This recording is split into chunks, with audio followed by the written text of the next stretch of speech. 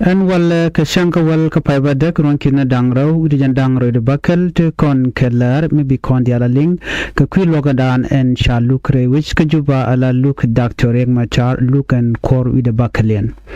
ere ler kana me bantin di ala content chala re log bana kaling kel kan kon wenyam mi jiram jirit gwasame kan online tv channel gore jeno jin dere channel dere je support dere subscribe ku de notification bell dere je twine kom chete keller mi ci brech de shwa mala shi be ke jikapet gwade kon di almadan le roda de kon link ka ta danan sha luk sha jalat keje ana biya gwasame anda mandu ni shan kos nyamla no wasni biarun palping katin content biya link ka jen report me ke keller mani akan konwe re report kamin bukon lat ka do badana shala ne je re which ka juba ka kwilok dakrik machar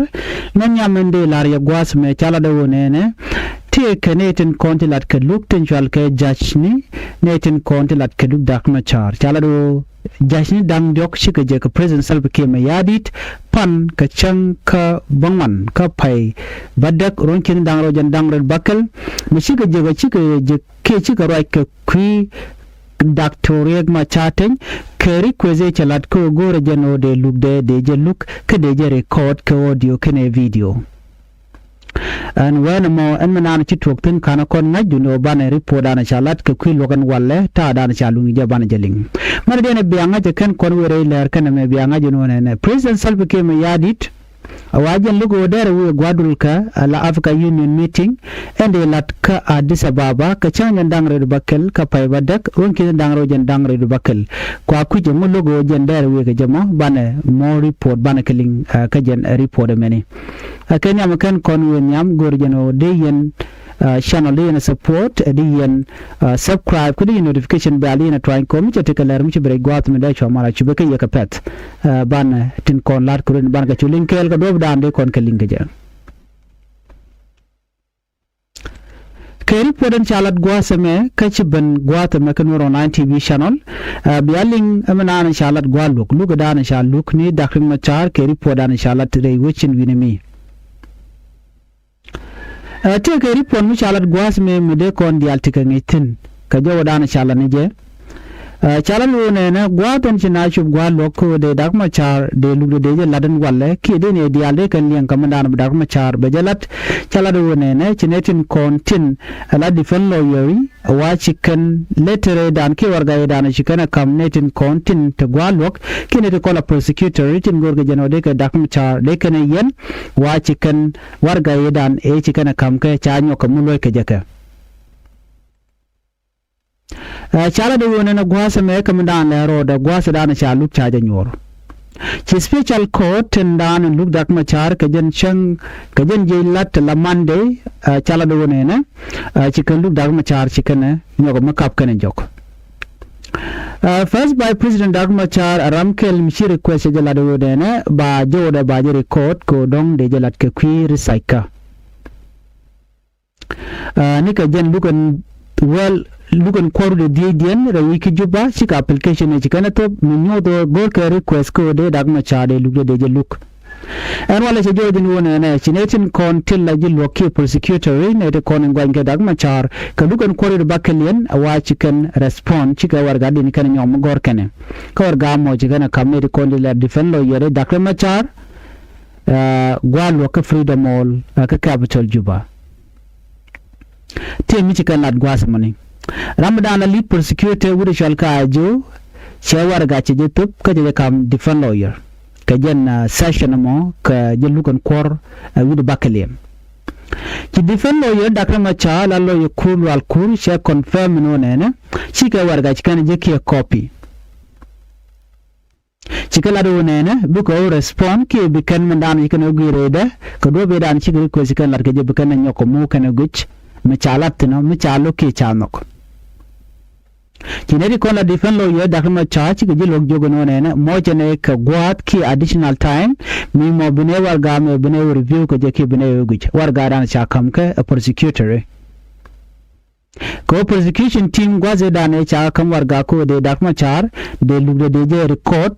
ke audio ken video chuka la do bne guiten chukan warga da ne shagor ene Dr. Machar chukan oguch an walle ka changa wal ka pay wadde kron kin daro jandang red bakel si wenyok mabbe karar ke warga da dien cha kam difen lo yare ci difen lo yare Dr. Machar chu nyok mi jen kan jikala do ne na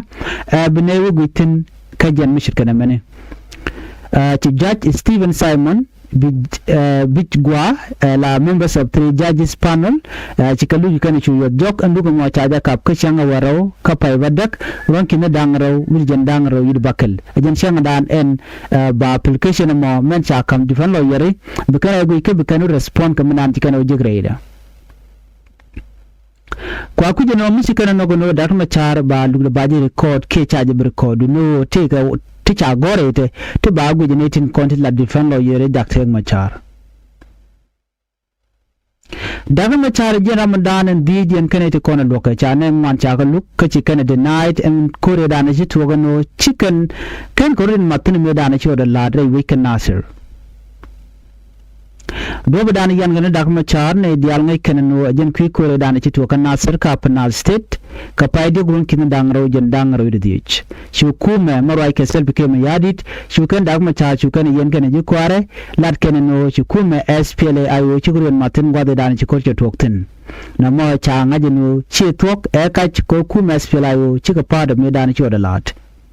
kinede man chiga testify lunga ke en gwase dan e to kortan chiga na tan duna me ci kor me ci tok shukan no de kan kor mo de kan kapchong ko de kan te kon te chicken de kan ka evacuate ki de kan ngare wi ke juba ki de kan nang kamala kal ka chenga mi ame chalat mi chere nyal me che bun e nyale shareng chu maju dak chu logo no bejien che we bideni ka biga konwa ka chenga re do mi chere nyal che do rit e jen chenga da ne kure kol beto ga je me ba major me ba jerol maju dak ba kul ne ka ja ni ka ron kin dangro jan dangro dong wan ku me spila yo kanon no de kan kor kam nor wai am ken di na ssp de kan kapchong ka je ron kin dangro jan dangro dong wan me ci kum me ci gwach ke ne kon ti la militia ni nori ke ngana nuwere ti da wich gwade kan karin tin ke kum SSPDF ci kor ci to gan wen mo ci kum spila yo ci kan de ni ken de chop ko dang baro wir jan dang di ci kan ga deploy kam Norwayami Kennedy na SSPDF ke report mi chalat wan wen mo shu ko mo ju kana kapchong agreement da na cha tan kuma SPLA ayo kana kuma SSPDF ka kan Norwayami chala do kan de kan ka jako de men shal ki unify force de nongre weekend nasir nan ka kore agreement mo kana belos anetin kontila de ni SSPDF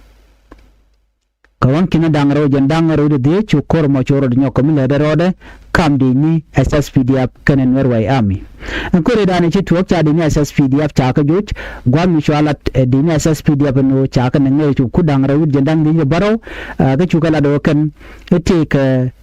match ke military equipment tishop ka UT $15 million to cha destroy ke cha nang an chenge dan chu ku SPLA yo chi kala do shikane pado me da ne chi tuok shaka ne meka tidai dil wona jen wode ko dande je kapchong alo netin kontin gwanga ni kuma SPLA yo kan de konti kelke Dr. Machar chirma dar ngai kondiale eno kuma kem yadi gor kan longo de kan Dr. Machar de kan tun ka siyasa ki politik ko gor kan ochi Dr. Machar che de participate ka jeron kin dangro jandangro bakala de kontina en wala ci jojo no ne ka chang wal ka pay wada gron kin dangro jan dangro bakal en wo chalu ko mo chayo jok binne Dr. Machar bu ko gwich kar ko zedan ci kanala Dr. Machar me chala long was me jene ne ka lugan koru de jen a jene gor je long no de duna de je record lugo dan loko ne je ko de je study and it ko la researcher kan ne ko ne de dul gorka kada ne de adere kan lugo dan ngoniam korun cha de lo gorika anyok chela do ne me benetin konti la jilok bagal long kamen dan en la rodo ko jen che warga che gor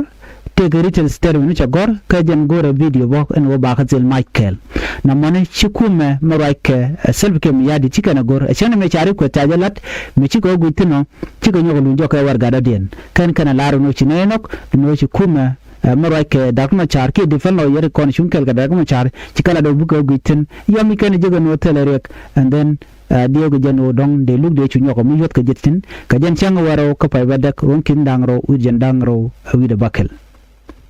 ngoda kan man antire warga ka kana kolat mi cha no ki cha luk duno bokulo pelkel ajelu gudan di yendinga na me ki madan chor lare lok jen shanga wal ka pa badda ko kin daro jen daro bakal ban yo jekkal la dien biata kamal pa bay